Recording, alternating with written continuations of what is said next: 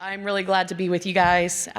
Just a quick update kind of what we're dealing with on the Energy and Commerce Committee, because obviously Energy and Commerce has the lion's share of jurisdiction when it comes to a lot of the tech issues that we're dealing with. So we actually had our Energy and Commerce retreat today, and we went through a lot of the top line items that we're going to be tackling surrounding data privacy, AI, emerging technologies, and we're really excited. What you should be looking for is this breakneck pace coming out in the next 2 quarters. And that's really when I think it's important that industry engage with members of Congress and their staff. The reason I say that, particularly when it comes to tech, is Congress is old. You don't have a lot of expertise there. I am still the designated IT person on the committee. I am resetting members' iPhones. I am teaching my colleagues how to FaceTime. We need help. And I can see just from the looks of people in here, you're like, yeah, we know. So this is a really good moment for us to have that collaborative relationship where policy is industry driven. And that's critically important because Washington, it's designed to move slow. And at the rate that we are seeing innovative new technologies come out, this is when we need people to engage more than ever. And a lot of it's going to be education, because you're dealing with folks that come from very traditional industries typically, but there's top line issues that we can really connect on, particularly as it relates to regulatory environments. Some breaking news that I do want to share with you guys today is it will be announced later this week, but we are now the official chair of the Emerging Tech Task Force for the Republican Study Committee. Now, the reason I announced that here today is because for the first time, there will be a concerted effort to address a number of technologies. Everyone wants to talk about AI right now, or they want to talk about Section 230 reform, but not a lot of people are talking about the whole environment, the entire ecosystem of emerging technologies. So I'm just going to talk about list a few of the ones that we're going to be addressing right out the bat. Obviously, AI. Blockchain, I'm a big blockchain person, so we could nerd out on that if you guys want. Thank you. One applause. We're gonna get there, buddy, one of these days. Robotics, virtual reality, augmented reality, quantum computing, biotech, and of course I'm a little biased because I represent one of the biggest biotech incubators in the world in my district. So watching how we can get research and R&D into market, that's something that we're very, very aware of. Nanotechnology, of course, spectrum, 5G, thermal tech, drones, cybersecurity, and gaming. Again, I'm the baby in Congress, so when I talk to my colleagues about the potential in the industry of gaming, they're like, what, like Nintendo? I'm like, bless your hearts.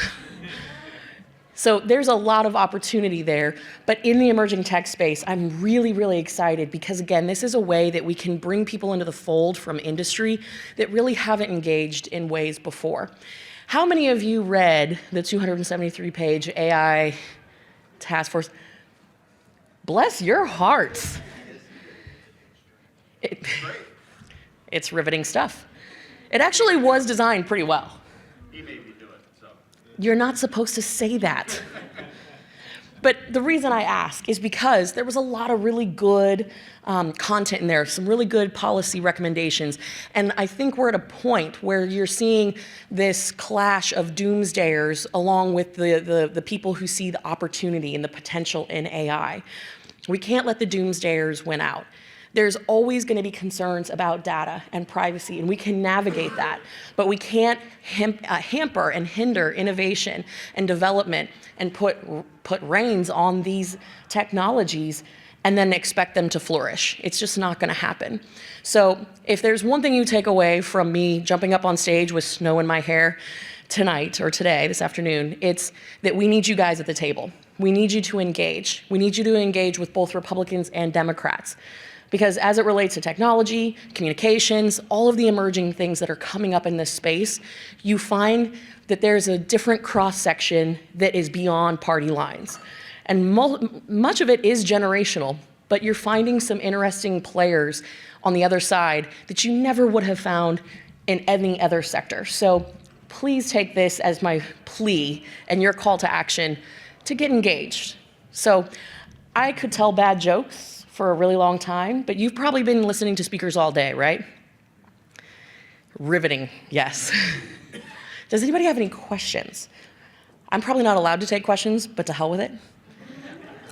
Break the rules, not the law. If you are, Congresswoman, I'd be glad to oblige you. Love it. So I'm with NetChoice, the trade association. We are ecstatic that President Trump wants to embrace innovation and the energy necessary to build the data centers we need to store all the cloud stuff, all those pictures you're taking that you never delete. We need a place to store all that. How dare you talk to me like you know what's on my phone? You know. We also need to build data centers that house AI in order to beat China. That's critical. So I love all that. And I recognize the administration's embrace of crypto as an alternative. Yes. But you express this, go blockchain, go crypto. And we're running into a problem in some states where the utilities may not have enough power maybe to cover data centers and crypto. And crypto.com says that if a crypto miner writes a single transaction to a Bitcoin blockchain, they use as much electricity as the average American household in a month. Yes. Right? So that narrative is clashing with all of President Trump's initiatives for our industry. So we've got to find a way to change that. And if you've got connections with the crypto boys, push them to change from proof of work to some other model. So a couple things on that. And thank you for bringing that up, because oftentimes we don't have the conversation about energy in the same breath as we do when we're talking about blockchain, crypto, mining, digital assets, et cetera, or the cloud. And I'm going to mess up the exact number, so I'm not going to cite it. But as it stands right now, currently in the pipeline for permitting, we have already exceeded the need that we are requiring in order to actually do the data centers and the mining required in order to stay competitive, particularly with China. And so when it comes to energy policy, we have to do major reforms. And I think embracing the above all energy portfolio is really important. When we're talking about nuclear today is not the nuclear of 50 years ago. We're talking small modular reactors. We're talking very clean, efficient energy. We need to embrace, and above all, which includes LNG, CNG, we need to do that because we're never going to compete, nor we're going to snuff out innovation just by virtue of over-regulating a space that has to grow anyway. So I know I'm a little biased, but the RAINS Act is my baby. Okay. It is the largest regulatory reform. Thank you. Hey, you got competition for claps. The RAINS Act, it is the largest regulatory reform effort in American history.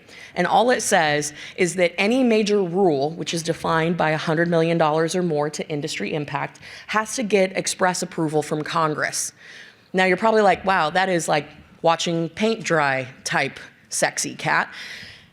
It's important because you have unelected, nameless, faceless bureaucrats that have been making decisions that have incredible impacts to industry and our everyday life.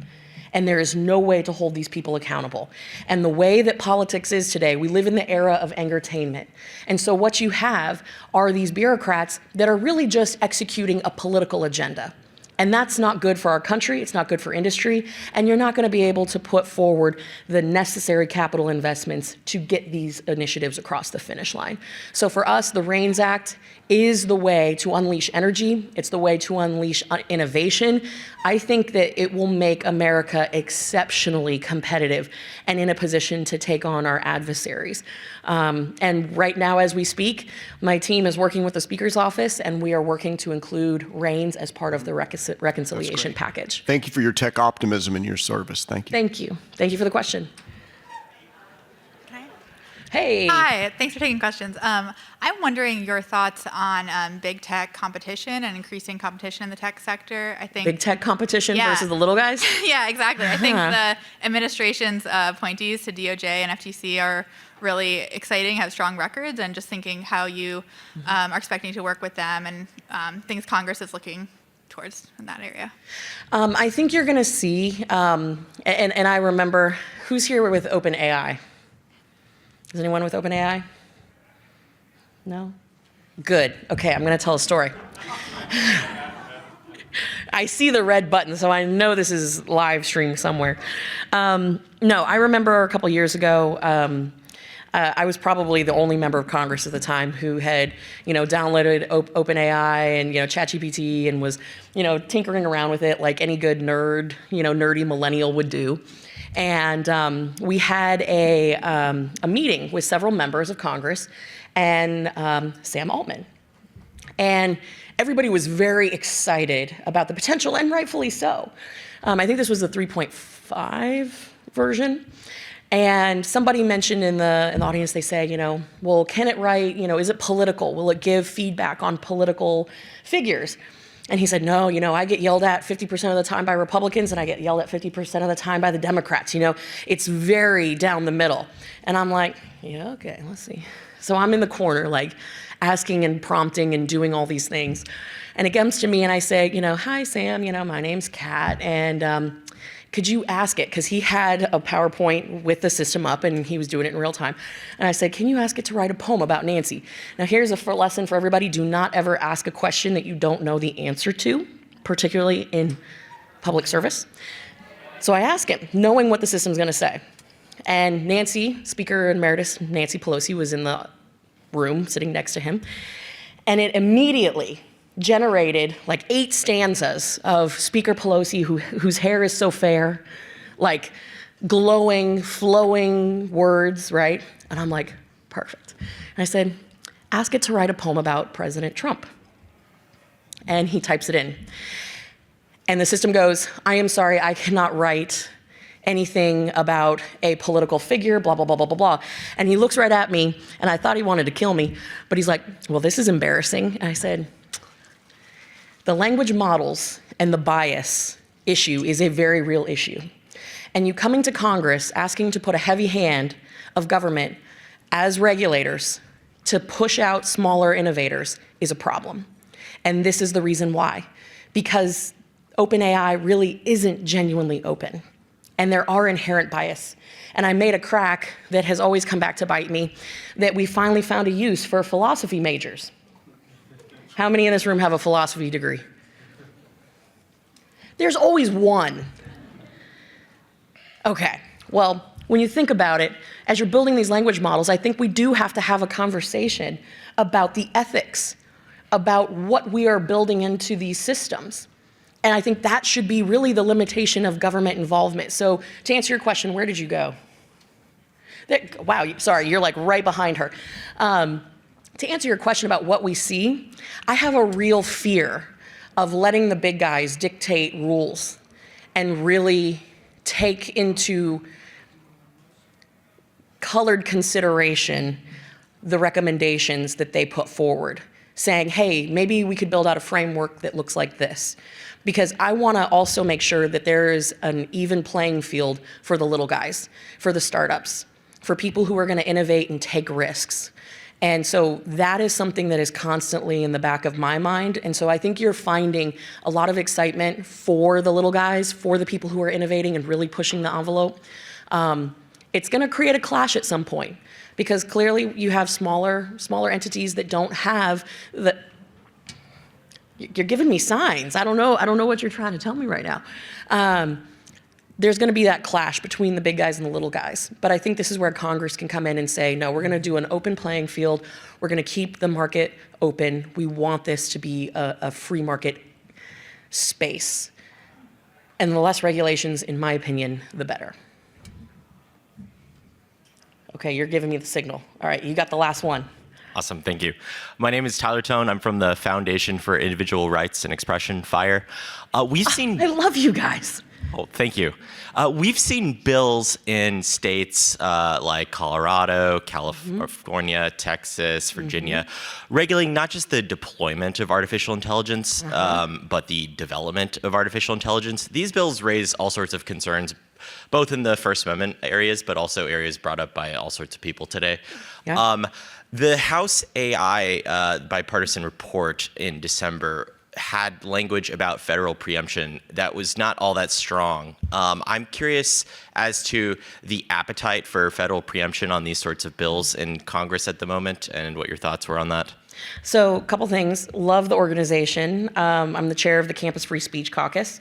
So love the report that you guys put out every year. It's great. Second thing, I agree with you that the preemption issue is really important, but it has to have enforcement, it has to have teeth. And the reason why is because if you have 23 states and growing that have different privacy standards, no company can comply. But to your point about the AI bills that are coming up, I actually was recently in California with the head of y'all's organization, and we had an interesting conversation that as it stands right now in each state legislature, collectively across the United States, there's 512 bills that have been filed that are a little concerning, the majority of them probably pretty bad rather than good, and with the intent to basically regulate innovation and then subsequently speech. Which is obviously a First Amendment violation. So there's a lot of concern. When we get into a federal space, there's actually a few state bills. I'm not going to name which one because I don't want anyone to report it.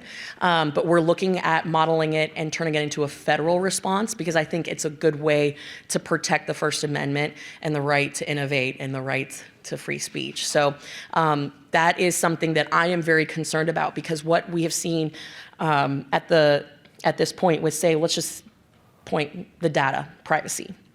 We have 23 states currently that have individual laws on the books about companies' role in protecting your data. That has now started us down a path federally where, well, we have to have now a national response. And it is it's not a proactive response, it's very reactive. And when we are doing a knee-jerk reaction, it doesn't always result in the best policy. I see that same thing happening right now, where states are saying, because these state legislators are hearing from their constituents, I'm scared, this thing about AI, deep fakes, my grandson did this. They're hearing from people that are very, very scared. And they probably aren't very in tune with all of the developments and the things that are happening in the space. They just want to do something. So we're going to end up with a lot of different states adopting legislation that will ultimately come to a head, and they'll be on Congress's doorstep saying, we can't navigate 50 different states' rules and regulations and their policies if we are a company in this space. So it's something that we're very aware of, something that we're hoping to actually avoid by just setting a national standard that is very fair, very free, and very hands-off. Thank you. Thank you. Jessica, am I in trouble?